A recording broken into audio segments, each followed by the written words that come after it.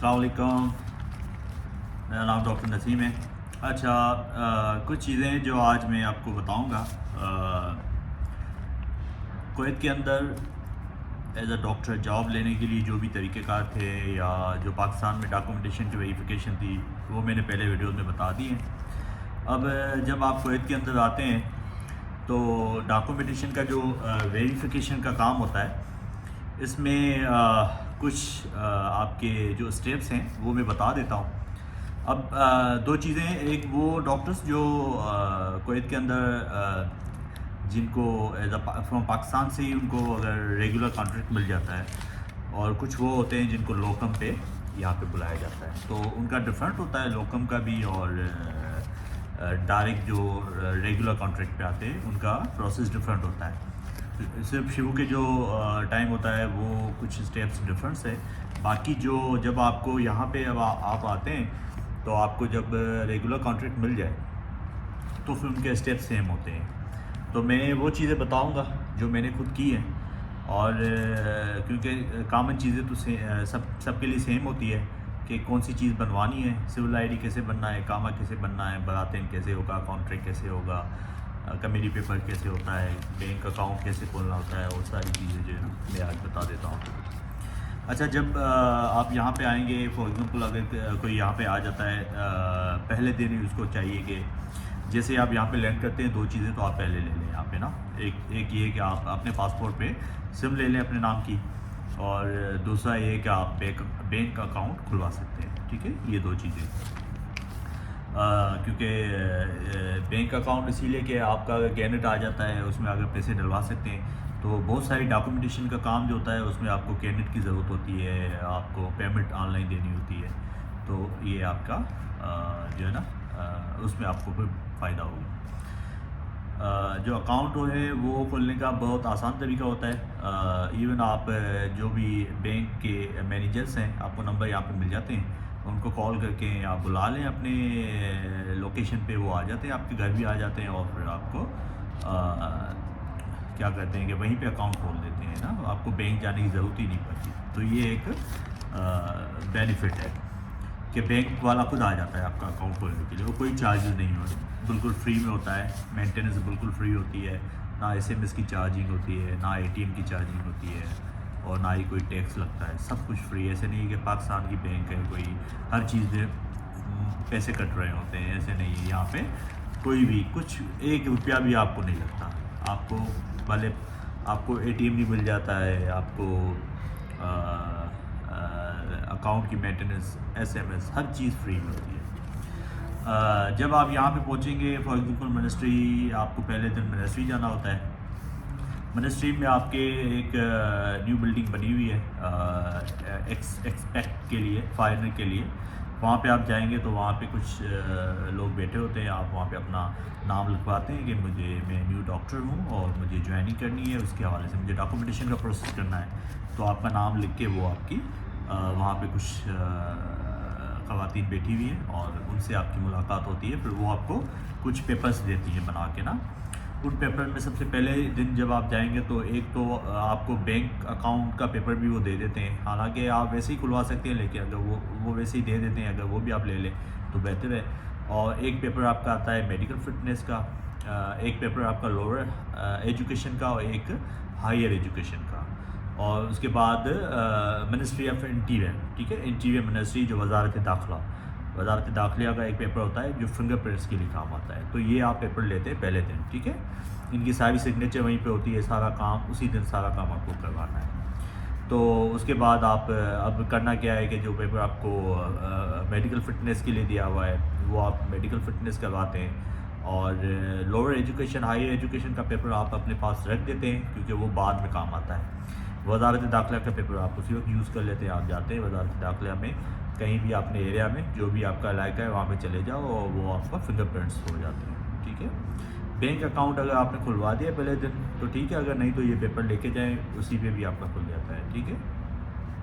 और आपको दूसरी चीज़ ये होती है, जब आप यहाँ पे आएंगे तो आप जो है ना दूसरे दिन तीसरे दिन जो है ना अपनी डिग्री जो है, क्योंकि इंग्लिश में होती है, और जो पाकिस्तान से आपने पुलिस सर्टिफिकेट लिया है वो भी इंग्लिश में होता है, तो इनको आपको अरबिक में कन्वर्ट करवाना है। ये बहुत ज़रूरी है, ठीक है, ये आपको पहले दिन करना चाहिए। अगर पहले नहीं तो दूसरे दिन आप करवा लें, क्योंकि ये काम आता है। उसके बाद कुछ डॉक्यूमेंट आपको जो है ना यहाँ की मोफा से वेरीफाइड चाहिए। वेरिफिकेशन आपको कौन से डॉक्यूमेंट की चाहिए, उसमें एक आपके मैट्रिक के सर्टिफिकेट जो भी हैं, 2 हैं आपके, आपका पास सर्टिफिकेट है, आपकी मार्कशीट है, इस तरह एफएससी के भी 2 हैं, वो भी होंगे, और डिग्री और पुलिस सर्टिफिकेट। पाकिस्तान जो इंग्लिश में डिग्री और पुलिस सर्टिफिकेट है, ये 4, तो टोटल ये हो गए 6 सर्टिफिकेट आपको मोफा से, यहाँ की मोफा से, मिनिस्ट्री ऑफ फॉरेन अफेयर्स से वेरीफाइड करवाने हैं। और इसकी फ़ीस होती है तकरीबन 5 KD पर डॉक्यूमेंट होता है। तो अगर 6 डॉक्यूमेंट आपके टोटल बनेंगे और इसमें आपका 30 KD का अमाउंट लग जाएगा।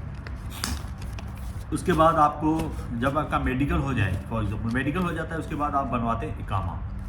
अब इकामा के लिए आपको एक तो मेडिकल फ़िटनेस चाहिए। मेडिकल फ़िटनेस जब आपकी हो जाएगी, फिर आपको एक टोकन चाहिए होता है कि 10 KD की फ़ीस होती है हर साल के ना, तो 1 साल का बनता है शुरू में ख़ास तौर पे। तो 10 KD का एक टोकन आपको बनवाना होता है। यहाँ पे डिफरेंट ऑफिसेस हैं, वहाँ पे जब आप यहाँ से जब आप आएंगे तो आपको पता चल जाएगा, क्योंकि यहाँ पे कुछ कैपिटल में, गवर्नमेंट में ऑफिसेस हैं। वहाँ पे जाके आपको एक तो सिविल आईडी टेम्प्रेरी जो नंबर होता है वो लेना होता है, वहीं से आपको एक टोकन लेना होता है 10 KD का। तो ये 3 चीज़ें आपको लेनी है, एक medical fitness, number 2 temporary civil ID का पेपर, और नंबर 3 10 KD का टोकन। जहाँ से आप टेम्प्रेरी सिविल आईडी लेंगे वहीं से 10 KD का टोकन भी लेते हैं, और ये चीज़ें जो है ना आप लेके आते हैं और अपने मिनिस्ट्री ऑफ हेल्थ में इनको जमा करते हैं, फिर आपका इकामा बन जाएगा, ठीक है। और इकामा जब बनता है तो फिर आप सिविल आईडी के लिए अप्लाई कर सकते हैं। सिविल आईडी वही ऑनलाइन आपका प्रोसेस चलेगा, ऑनलाइन आप अप्लाई करते हैं। जब आपका ऑनलाइन प्रोसेस हो जाएगा, फ़ीस भी ऑनलाइन होती है, तो फिर आपको मैसेज आ जाता है कि आपके इस एरिया में ये जो एरिया है, यहाँ पे आप जाके अपना सिविल आईडी ले लें। तो जब सिविल आईडी आप लेते हैं तो आपको एक KMA का कार्ड बनवाना होता है, कुवैत मेडिकल एसोसिएशन। अब ये मैंने सारी चीज़ें लिखी हैं ताकि कोई इसमें मैं मिस्टेक ना हो या कोई मैं भूल ना जाऊँ। तो KMA Kuwait medical association card, आप KMA में जाते हैं, वहाँ पे आपका कार्ड बन जाता है, उसकी भी एक अमाउंट फ़ीस है, वो आप देते हैं। जब आपका KMA का कार्ड होता है तो फिर वो एक जो स्लिप होती है उसी को यूज़ करके आप ऑनलाइन जाके मेडिकल लाइसेंस लेते हैं यहाँ पर। तो जब आपके पास KMA का कार्ड हो गया, मेडिकल लाइसेंस हो गया, और आपके पास इकामा भी है, तो आपका सिविल आईडी, समझो कि ये सिविल आईडी भी बन गया। तो ये सारी चीज़ें जब आपके पास हो गई तो उसी वक्त आपको जो है ना फिर मिनिस्ट्री ऑफ हेल्थ में जाते हैं, और सिविल आईडी के बिहार पे आप जो है ना वहाँ पे सिविल आईडी अपना ड्राइविंग लाइसेंस का पेपर भी ले सकते हैं मिनिस्ट्री ऑफ हेल्थ से।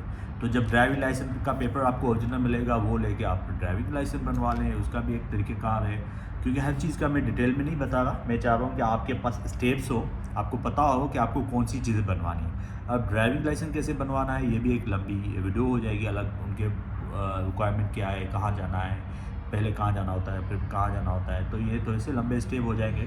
तो बस ये कि सिविल आईडी हो जाए, उसके बाद आप ड्राइविंग लाइसेंस बनवाते हैं। बस इसका जो मेन पेपर है वो आप मिनिस्ट्री ऑफ हेल्थ से लेते हैं, क्योंकि उसकी रिक्वायरमेंट फिर यही होती है कि आपको एक सैलरी सर्टिफिकेट भी चाहिए होता है। वही जो पेपर होता है ना, जो एमओ से लेना होता है, वो असल में सैलरी सर्टिफिकेट पेपर होता है, क्योंकि ड्राइविंग लाइसेंस की भी एक रिक्वायरमेंट है। आपकी अगर सैलरी कम होती है तो आपको ड्राइविंग लाइसेंस यहाँ पे नहीं बना के देते हैं, इसीलिए एक उनको सैलरी सर्टिफिकेट चाहिए होता है। और ये सारे सिविल आईडी के बाद ही होगा। जब सिविल आईडी बन जाएगी, फॉर एग्जाम्पल बन गया, आपने ड्राइविंग लाइसेंस जब लेने के लिए जाएंगे, उसी दिन आप जाएंगे और आप कहेंगे कि मुझे कमेटी पेपर के लिए अप्लाई करना है, और ये मिनिस्ट्री ऑफ हेल्थ में होगा। जब आप कमेटी पेपर के लिए अप्लाई करेंगे तो कुछ दिन बाद आपको कॉल आएगी कि आप आएँ और कॉन्ट्रैक्ट साइन कर ले अपना ना। तो आप कॉन्ट्रैक्ट साइन करेंगे, और कॉन्ट्रैक्ट साइन करने का मतलब ये होता है कि अब आपका प्रोसेस हो गया बरातेन का। तो बरातेन का जब प्रोसेस होगा, ये भी कमेटी पेपर के बाद होगा, और उसी टाइम आप जाके जो है ना फिर वेट करते हैं 2 हफ्ते 3 हफ्ते। फिर आपका जब बरातेन आता है तो बरातेन के बाद आप जो है ना एक पेपर लेते हैं सुल्फा क्लियरेंस का। वो आपको फिर एक मिनिस्ट्री के अंदर ही जो ओल्ड बिल्डिंग है उसके नीचे एक सुल्फा पेपर क्लियरेंस होती है, वहाँ पे पेपर लेके उसको फॉरवर्ड करके फिर वो ओरिजिनल पेपर आप अपने जो आपका एरिया है वहाँ पे सैलरी सेक्शन में जमा होता है। तो जब ये सारी चीज़ें हो जाए, आपने सुल्फा क्लियरेंस भी ले ली, और आपने बरातें ले लिया। अब आप जब बरातें लेते हैं तो बरातें को आपको सिविल सर्विस कमीशन के साथ कनेक्ट करना होता है, वो वहीं पे मिनिस्ट्री ऑफ हेल्थ में होता है। अब मिनिस्ट्री ऑफ हेल्थ में जब ये कनेक्ट हो जाता है तो फिर आप जो है ना, आपको कहा जाता है कि अब आप बैंक चले जाएँ या बैंक वालों को कॉल कर दें। बैंक को कॉल करके ये बताना होता है कि जो मेरा अकाउंट है उसको आप सिविल सर्विस कमीशन के साथ कनेक्ट कर दें। तो उसके बाद जब ये आपका कनेक्ट हो जाता है फिर आप सारे डॉक्यूमेंट जो है ना वो कॉपीज़ लेते हैं और वो आप जमा कर देते हैं अपने एरिया में, जो मंतका कहते हैं उसमें। आप जो आपका सैलरी सेक्शन है वहाँ पे आप ये सारी चीज़ें जमा कर देते हैं, फिर आपकी सैलरी आना शुरू हो जाती है। अच्छा, उसी के टाइम में एक जो अलाउंस होता है वो होता है फर्नीचर अलाउंस। अब फर्नीचर अलाउंस का ये होता है कि जब आपका बरातें आ जाता है तो उसका पेपर आप मिनिस्ट्री ऑफ हेल्थ से उसी दिन लेते हैं और उसको सारा सिग्नेचर हो जाते हैं, ठप्पे लग जाते हैं, फिर आप वहीं पे जो मिनिस्ट्री ऑफ हेल्थ का सैलरी सेक्शन है वहाँ पे वो जमा होता है। बहुत सारे लोग कंफ्यूज होते हैं कि सैलरी सेक्शन कौन सा। तो जो आपके बरातें हैं वो आपका जमा होगा आपके एरिया का सैलरी सेक्शन जहाँ पे आप जॉब करते हैं, और जो आपका जो आपकी फर्नीचर अलाउंस का पेपर है वो आपका सैलरी सेक्शन उसमें जमा होगा जो मिनिस्ट्री ऑफ हेल्थ में होता है, ताकि वहाँ से आपको एक अमाउंट आपके फर्नीचर अलाउंस जो है ना वो दिया जाता है। तो ये स्टेप्स हैं। तो आपको बस ये है कि पहले दिन मिनिस्ट्री गए, आपने सारे पेपर लिए। अब आपके पास जब सारी चीज़ें हो जाती है तो फिर बाद में आता है लोअर एजुकेशन और हायर एजुकेशन। लोअर का ये होता है कि आपने, क्योंकि पहले ही आपने मोफा से अपने डॉक्यूमेंट वेरीफाई करा दिए, यहाँ की मोफा, कुवैत की मोफा, फिर आप लोअर एजुकेशन डिपार्टमेंट जाते हैं और वहाँ से आप अपना एक इक्विवेलेंसी का सर्टिफिकेट लेते हैं कि आपका जो मैट्रिक और एफएससी है ना उसकी इक्विवेलेंसी का सर्टिफिकेट आपको मिलता है। और जब वो मिल जाए फिर आप ऑनलाइन जाके हायर एजुकेशन के लिए अप्लाई करते हैं और ऑनलाइन आपको अपॉइंटमेंट लेना होता है। अपॉइंटमेंट जब आपको मिलेगी उसी दिन आप जाके हायर एजुकेशन के लिए अप्लाई कर देते हैं। तो हायर एजुकेशन में ये है कि आपने MBBS किया है, FCPS किया है, तो उसकी इक्विवेलेंसी आपको यहाँ पे मिल जाती है। तो ये सारी चीज़ें हैं। और अब इसमें कोई भी चीज़ हो, अगर आपको कन्फ्यूजन हो तो आप कमेंट कर सकते हैं नीचे।